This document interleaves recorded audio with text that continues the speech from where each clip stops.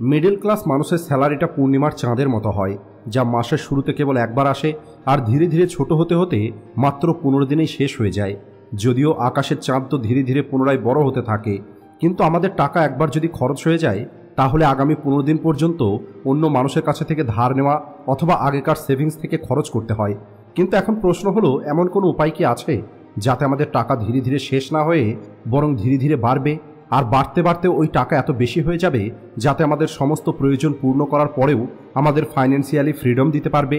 তাহলে বলি, Warren Buffett বলেন, যদি আপনি আপনার জীবনে ধনী হতে চান, সফল হতে চান, তাহলে আপনাকে অন্য মানুষগুলোর থেকে বেশি স্মার্ট কিছু করতে হবে না, বরং অন্য মানুষের থেকে আপনাকে একটু বেশি ডিসিপ্লিন হতে হবে। অর্থাৎ অল্প অল্প টাকা খরচ করার পরিবর্তে যদি আপনি সেই টাকা ইনভেস্ট করার দিকে মনোযোগ দেন, তাহলে কিছু বছরের মধ্যেই যেটা আপনাকে ধনী তৈরি করে দেবে সেটা হলো পাওয়ার অফ কম্পাউন্ডিং। আর ঋষভ এবং আকাশের সঙ্গে ঠিক এটাই হয়। ঋষভ, আকাশ এবং সমীর 3টে বন্ধু ছিল যারা কলকাতা থেকে মুম্বাই শিফট হয়ে যায়। এদের চোখে অনেক বড় বড় স্বপ্ন ছিল। 3 জনের কাছেই ইঞ্জিনিয়ারিংয়ের ডিগ্রি ছিল। এর সঙ্গে তাদের চোখে ধনী হবার স্বপ্ন ছিল। ঋষভের শুরু থেকেই রিয়েল এস্টেটের উপরে অনেক বেশি ইন্টারেস্ট ছিল, আর আকাশের স্টক মার্কেটের উপর ইন্টারেস্ট ছিল। আর অন্যদিকে সমীর কেবলমাত্র নিজের লাইফস্টাইলকে সুন্দর তৈরি করতে চাইছিল। সমীর তার জীবনে সবকিছু খুব দ্রুত পেতে চাইত। আর এই 3 জনের মধ্যে সবার আগে সমীর চাকরি পেয়ে যায়, যেখানে প্রতি মাসে স্যালারি ছিল 30,000 টাকা।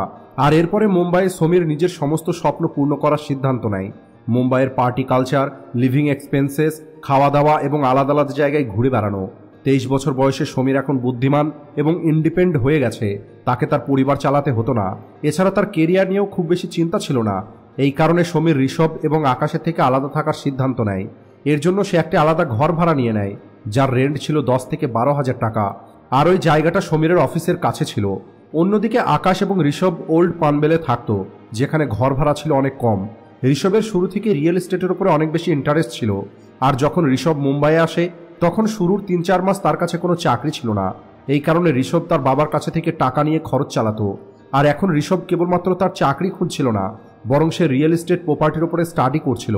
2009 সালে 23 বছর বয়সের ঋষভ 10 টাকার চা এবং বড়াপাও খেয়ে এতটা ইনফরমেশন কালেক্ট করে নিয়েছিল যে কেবলমাত্র সে একটি বড় নিউজ এবং বড় একটি অ্যামাউন্টের অপেক্ষা করছিল। আর এরপরে ঋষভ জানতে পারে নাভি মুম্বাই আগামী 10 বছরের মধ্যে অনেক বেশি ডেভেলপ হতে চলেছে। এখানে মেট্রো চলে আসবে। আর এরপরে ঋষভ একটি রিয়েল এস্টেট কোম্পানিতে চাকরি করা শুরু করে, যেখানে তার স্যালারি ছিল খুবই কম, মাত্র 15,000 টাকা। কিন্তু সেখানে সে অনেক ইনফরমেশন পেয়ে যেত। আর এরপরে ঋষভ পানবেলের মধ্যে এমন একটি প্রপার্টি পেয়ে যায় যেখানে কনস্ট্রাকশন শুরু হবে।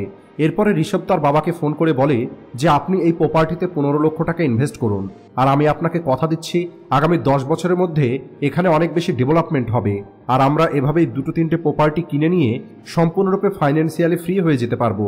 কিন্তু এই সমস্ত কথা একটি ইন্ডিয়ান পেরেন্ট সহজে মেনে নেয় না। কিন্তু তারপরেও ঋষভ কোনো না কোনোভাবে তার বাবাকে কনভিন্স করে আর 15 লক্ষ টাকা নিয়ে নেয়।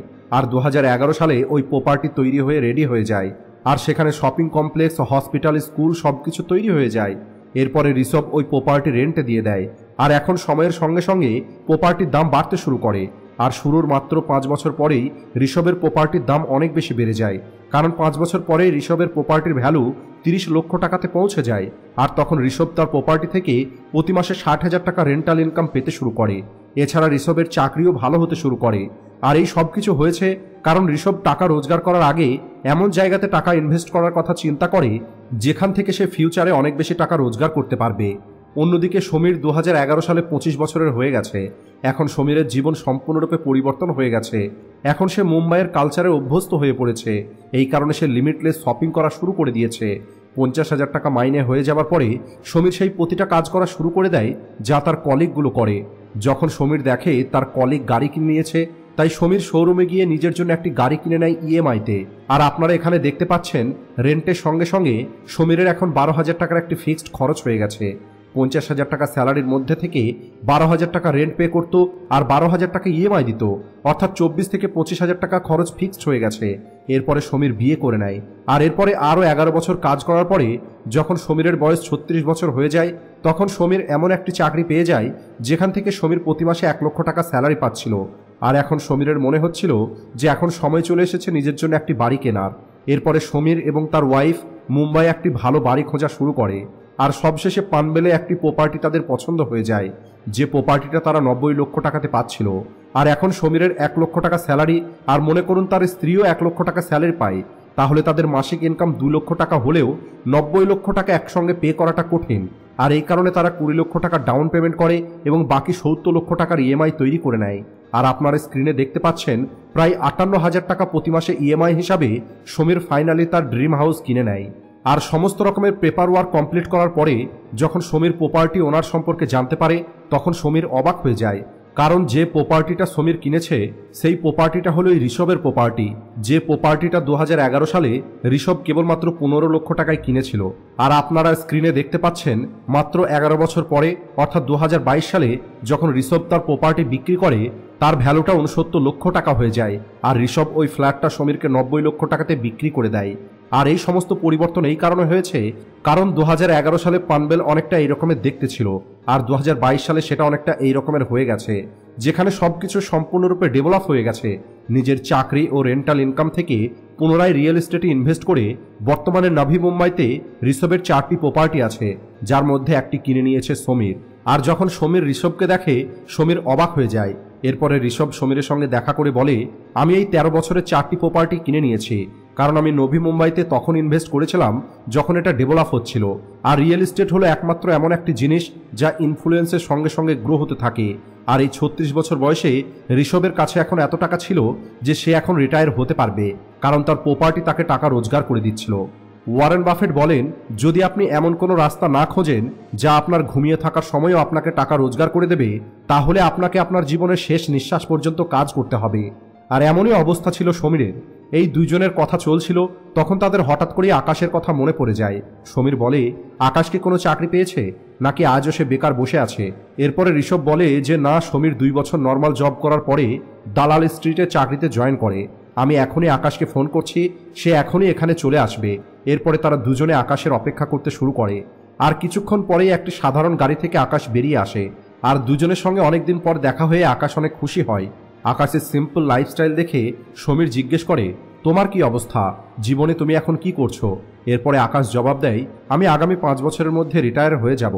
এরপরে সমীর মনে মনে চিন্তা করে, একজন তো রিটায়ারমেন্ট নিয়ে নিয়েছে, আর একজন আগামী 5 বছর পরে বলছে রিটায়ার নিয়ে নেব, আর আমি একা আগামী 20 বছর পর্যন্ত নিজের বাড়ির ইএমআই পরিশোধ করার জন্য কাজ করে যাব। এরপরে সমীর জিজ্ঞেস করে, আগামী 5 বছরের মধ্যে তুমি কি কোনো লটারি জিতে নেবে? এরপরে আকাশ নিজের লাইফ স্টোরি বলে।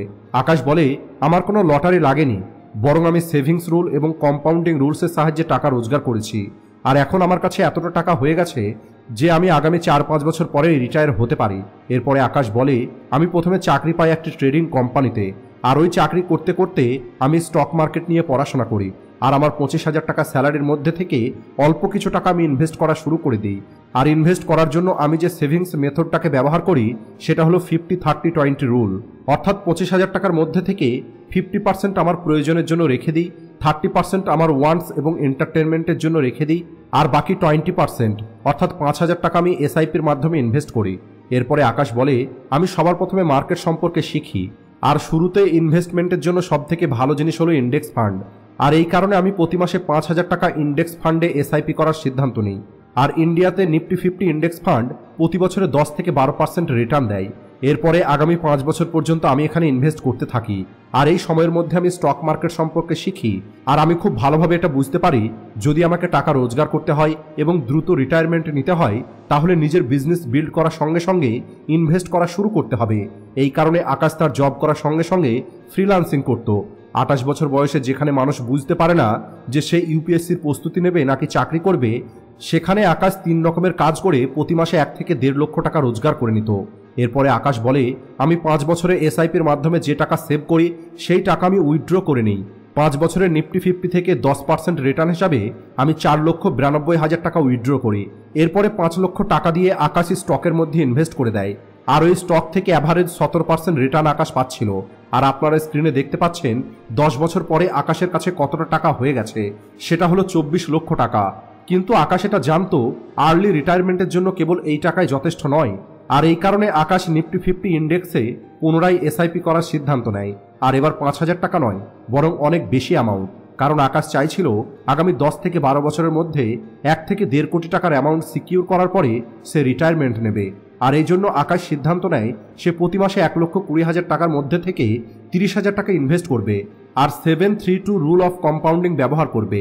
732 কম্পাউন্ডিং রুল বলে যদি আপনি এই অ্যামাউন্টকে 10% হিসাবে গ্রো করাতে পারেন তাহলে প্রথম 7 বছরে আপনার কাছে 50 লক্ষ টাকা থাকবে আর আগামী 50 লক্ষ টাকা মাত্র 3 বছরে গ্রো হয়ে যাবে আর পরের 50 লক্ষ টাকার জন্য আপনাকে আর মাত্র 2 বছর অপেক্ষা করতে হবে। আর আকাশ ওই অ্যামাউন্টটা ডিসাইড করে 30,000 টাকা আর আপনারা স্ক্রিনে দেখতে পাচ্ছেন ওই 30,000 টাকা 7 বছর পরে 50 লক্ষ টাকা, 10 বছর পরে 1 কোটি টাকা এবং 12 বছরে 1.5 কোটি টাকা হয়ে গেছে। আর যখন সে রিটায়ারমেন্ট নেবে তখন তার কাছে 25 লক্ষ টাকার স্টক থাকবে যেখান থেকে আকাশ ডিভিডেন্ড পাবে। আর এখন যদি এই 3টে বন্ধুকে দেখা হয় তাহলে আকাশ বাকি দুজনের থেকে অনেক বেশি ধনী হয়ে গেছে।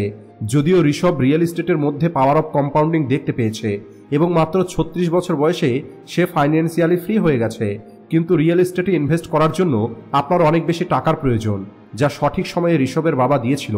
কিন্তু আকাশের টেকনিক এবং মাল্টিপল ইনকাম সোর্স থেকে টাকা রোজগার করে ইনভেস্ট করাটা এটা হলো সবথেকে বেশি রিয়েলিস্টিক এবং অ্যাপ্লিকেবল পদ্ধতি যেটা সমীর কখনোই বোঝার চেষ্টা করেনি। এখন 36 বছর বয়সে ঋষভ রিটায়ারমেন্ট নিয়েছে আর আকাশ আগামী 3-4 বছর পরে রিটায়ারমেন্ট নিয়ে নেবে, কিন্তু সমীরকে এখন আগামী 20 বছর পর্যন্ত চাকরি করতে হবে কারণ তার বাড়ির ইএমআই তাকে পরিশোধ করতে হবে। আর এটাই হলো একটি রিচ এবং মিডল ক্লাস মানুষের মাইন্ডসেটের পার্থক্য, যেখানে একটি মিডল ক্লাস মানুষ টাকা রোজগার করার পরে সেটাকে খরচ করার কথা চিন্তা করে। আর আপনাদের মধ্যে এমন কতজন আছে যাদের স্যালারি আসার আগেই তাদের খরচের জায়গাটা ঠিক করা হয়ে যায়? তারা কমেন্টে অবশ্যই ইয়েস লিখবেন। অন্যদিকে একটি রিচ মাইন্ডসেটের মানুষ চিন্তা করে কতগুলো সোর্স থেকে টাকা রোজগার করা সম্ভব আর খুব দ্রুত কিভাবে রিটায়ারমেন্ট নেওয়া সম্ভব। অর্থাৎ মিডল ক্লাস মানুষের কাছে থাকে লোন এবং ইএমআই যা একদিন তাদেরকে ধ্বংস করে দেয়।